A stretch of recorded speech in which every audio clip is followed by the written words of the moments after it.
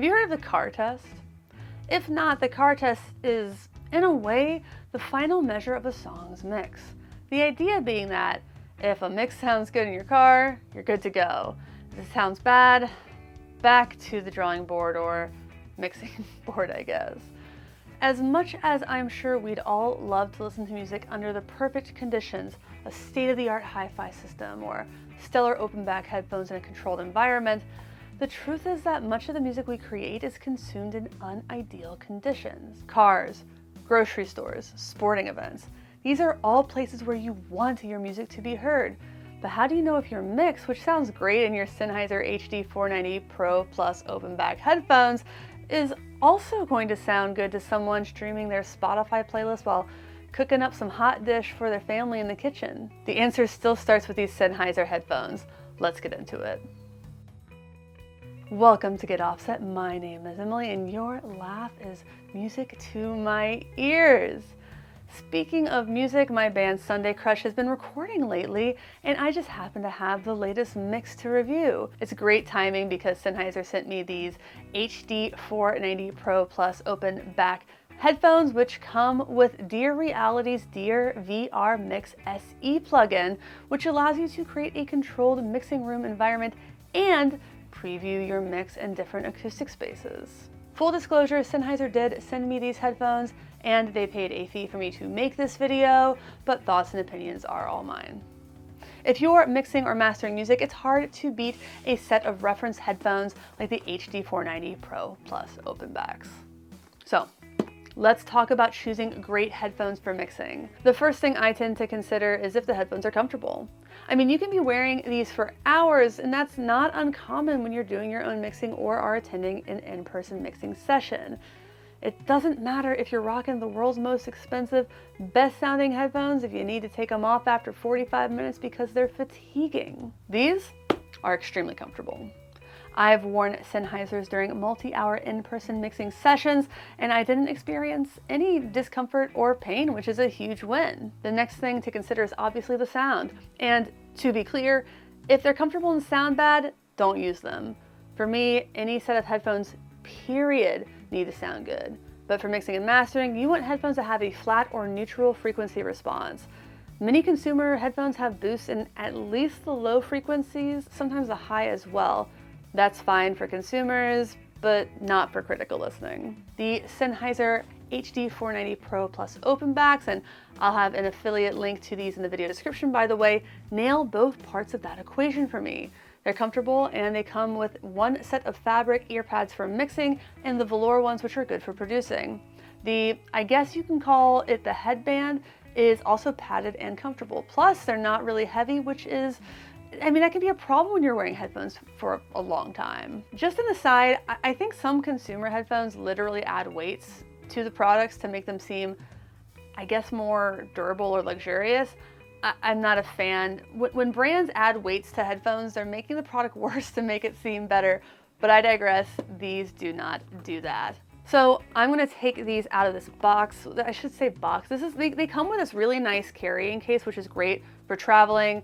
Open back headphones can be a little bit more fragile than closed back ones because the elements of the headphone aren't protected by that hard plastic that would be the closed back of a headphone. So I'm gonna open these up, and I'm really amazed at how consistently I very much enjoy the Sennheiser unboxing process. Like, this has the Sennheiser logo on it right there. You open it up, and there are the headphones. And these, you can see the open backs there. There's so much thought put into how these fit in here. They lock in, which is really nice, but even the cable has this, I guess this would be like the soft part of a hook and loop closure. And right there, you can't see it maybe, but you can hear it, is the sticky side. So the cable, when wrapped and secured, like just literally locks in there. We can take out the headphones. Very nice. They come with the velours, but those should be really easy to take on and off. There's just so much thoughtfulness in these headphones, and I will get into that more. But with the open back, again, I'm not 100% sure you can see it, but those are like the drivers and things. you can literally shine light through these and see the other side, open backs. But that's not all that you get with these. Obviously, I mentioned a few other things. So we have some paper here, some information. This also has will have your card to get your free download of that plugin I mentioned earlier. And we have our other headphone backs there. Those are the fabric ones. You also have another cable in here. I'm not going to take that out. I'm going to leave that in there. But this is a really, really nice inclusion. It even has a little handle there. So big thank you to Sennheiser. So I've already done one, but I'll show you how to do the other. I'm swapping out the velour for the fabric. You just kind of tug it off according to the manual, and you just click it in. It's very awkward doing anything on camera like that, but yeah, there we go. So something to consider when you're looking for headphones for mixing is, generally speaking, an open back design. A closed back or in-ear design is best for recording around microphones. They provide better isolation, so you're unlikely to get bleed from your headphones into your microphone. But open back headphones provide a more natural live room feel and are generally considered to reproduce music more accurately. And that's what you want for critical listening scenarios like mixing your music. Part of the reason open backs sound more realistic is because sound can and actually does leave the ear cups rather than, for lack of a better word, trapping sound inside the ear cup like it does with a closed back. This means less resonance from the headphones themselves, especially at higher volumes. It means a wider sound stage so you can better hear separation and nuance, and honestly, like I've said a few times already, a more natural listening experience because you're experiencing the music moving through air. Plus, it does genuinely make them more comfortable for extended listening sessions since you're also venting the heat that would otherwise be building up around your ears. But let's get back to the Sennheiser 490 Pro Plus headphones. Again, link in the video description for these. I talked a bit about sound stages, and while open back headphones have a wider sound stage overall, just kind of generally speaking, not all open backs are created equal. The HD 490 Pro Plus headphones have a super wide, nearly 3D soundstage and quote-unquote ultra-precise localization. In other words, you'll be able to hear nuances and finer details you might miss with other headphones, and you'll enjoy one of the best sound stages you can get. These headphones also have the neutral, uncolored frequency response you want in critical listening environments, but this doesn't mean they have an anemic low end. Sennheiser credits their innovative low frequency cylinder system for their clear and defined low end reproduction. There really is so much to talk about these headphones, and I've already talked about the packaging a little bit. The official product page touches on how their open frame architecture reduces total harmonic distortion and more, which the more technically minded of you may be extremely interested in. And it's not even just about the technical stuff. Sennheiser paid attention to the little details, including braille on the ear cups so those with vision impairments can know which side is left, and grooves in the ear pads for glasses. I used to wear glasses, and this is amazing. I don't know why more people don't do this.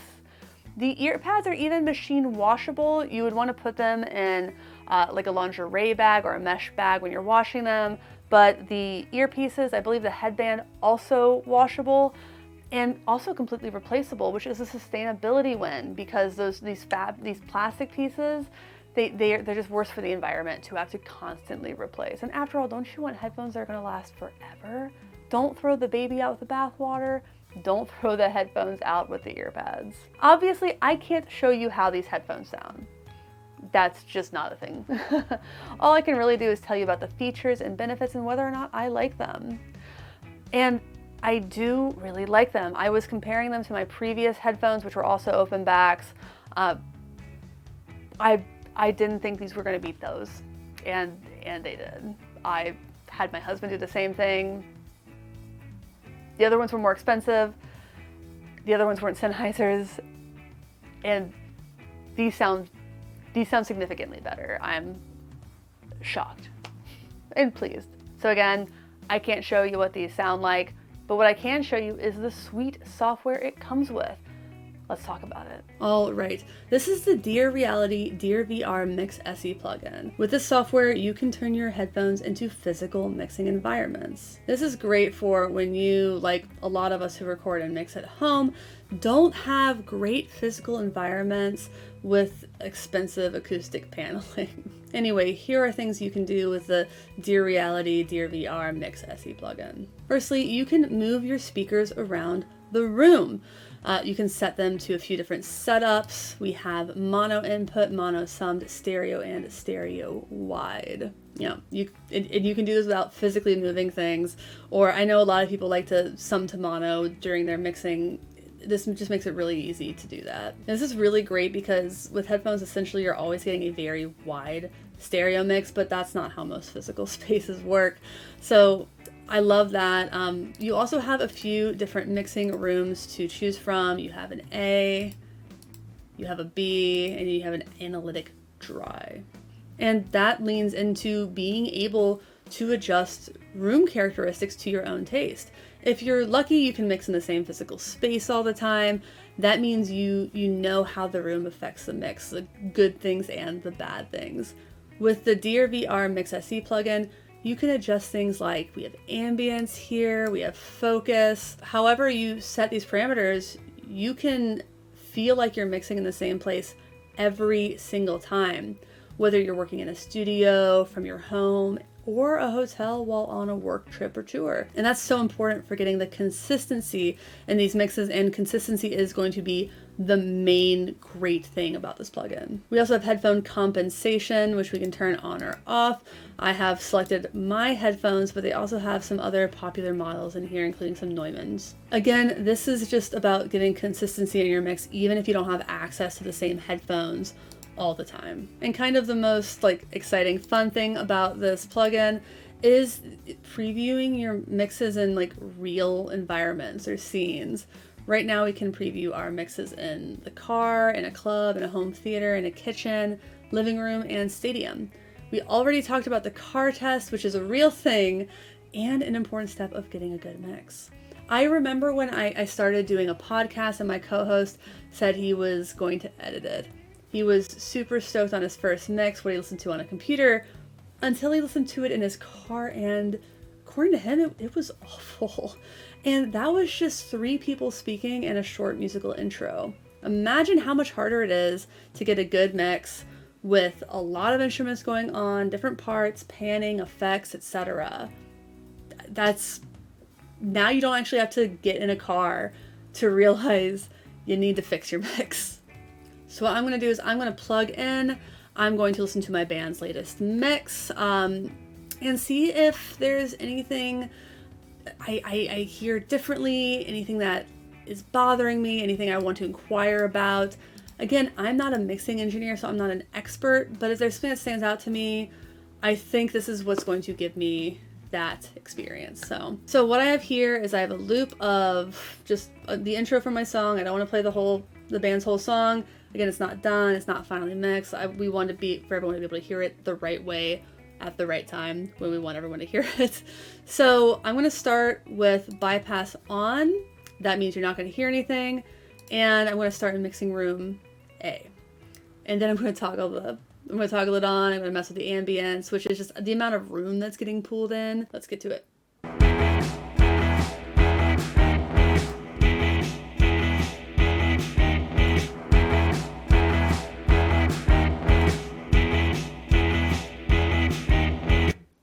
That sounds so much more like listening on my speakers, and it's not even close. That's really, really cool. That with the open backs really makes it feel like I'm in a live room, you know?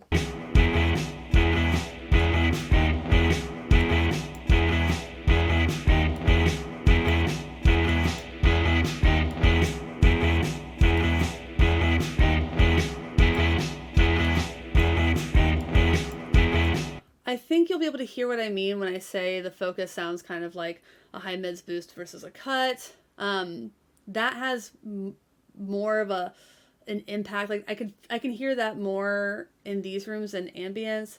When we get into the live spaces, you'll hear the ambience a lot more, I think. But the point of this is to basically build a room that you want, set that headphone compensation, make sure you have the right headphones selected, and you're going to have consistency, like extreme consistency.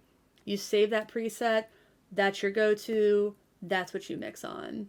And all your mixes are going to have that same feeling. You're going to know their strengths, the weaknesses of this environment, and you're going to be able to get, just again, word of the day is consistency. I'm sorry to sound like a broken record. Mixing room B. Feels a little bit bigger to me.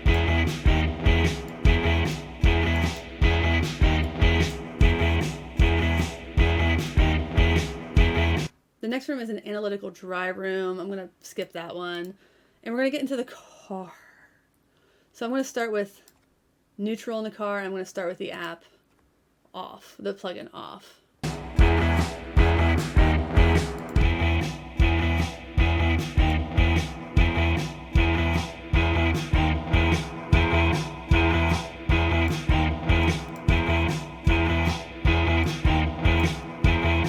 So what I'm hearing is I'm losing a good deal of low end. There are some of those mid frequencies that are coming through a lot more. The big thing I hear a lot more of is the phaser in the bass, because the bass is running a phaser.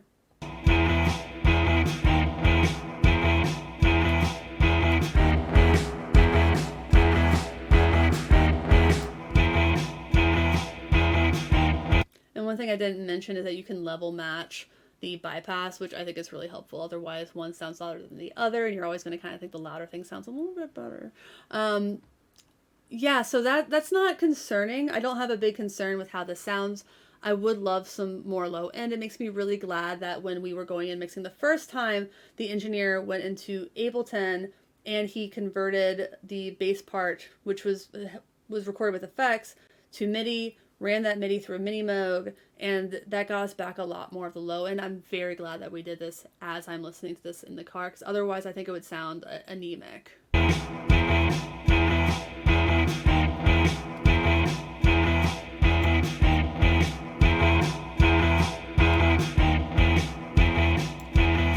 Yeah, just this is really boosting whatever is like that phaser on that bass. I think it's fine. I'm going to inquire about it though. And I think that would be a good thing to do. Again, I don't think it's bad, but cars aren't going to sound great. And I'm really curious about comparing this to how my car sounds. So let's go to the next space. That's the club. Again, start with the bypass.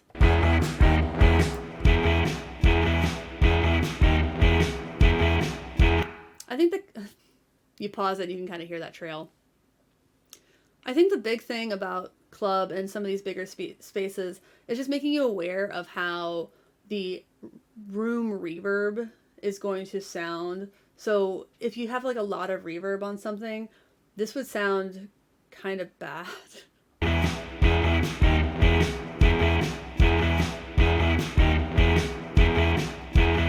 Yeah. But again, I don't think it sounds bad, and also it sounds kind of like an empty club. I would hope that my music was being played at a club that had more people in it. Home theater should just sound good.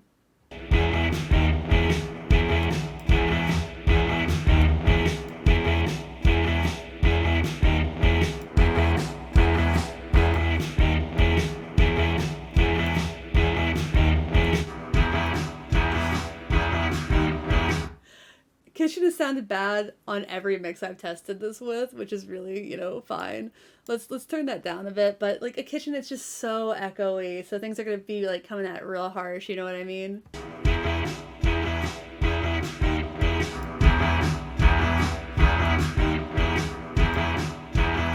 The only thing I'm curious about here is that it sounds like there's a little bit of distortion. So last but not least, actually, living room is next.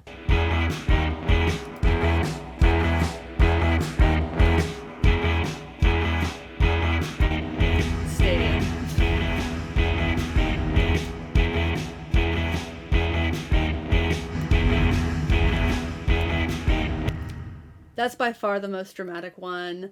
Again, I think the thing that I really just want to ask about is I feel like there's stuff in like the true mids or like the low mids That's a little bit getting lost along with the low end in a place like the kitchen. I am going to like double check this on my own. I'm going to take a speaker into the kitchen. I'm going to listen to my car. But this has been just a nice way to kind of get a feel for what I maybe should look out for. Ultimately, I can see this being a really helpful software and a big bonus for picking up these headphones. It's probably best for people who are more experienced than I am in mixing. I don't do a ton of mixing, so I'm probably never going to need that consistency of a mixing room that I know inside and out. However, I know this is the kind of thing that really matters to the pros who do this all the time. But more than anything, it kind of pumped me up to imagine hearing the song in kitchens, cars, and even stadiums. It's one thing to hear your song in headphones, and I know that a lot of us listen on headphones all the time, myself included, but the magic in music is when it's played in real spaces. It's choosing music that fits the mood while you're cooking a meal to impress your date, blasting a titled playlist in your car on a road trip with a friend, pulling up YouTube on the Apple TV and watching some music videos, walk-up music over arena speakers at a baseball game. These are the real experiences we have with music every day, and they're the kinds of experiences we imagine people having with our music, if we're lucky. Thanks again to Sennheiser for the headphones and the experience. I found it, I guess touching is a good word, inspiring maybe. If you liked this video, please check out one of the other videos on the screen. I have a feeling you'll like those as well. If you haven't liked, commented, subscribed, please consider doing that. It's a free way to support this channel. Well, anyway, thanks for watching. Thanks for understanding. Until next time, my name is Emily. Goodbye.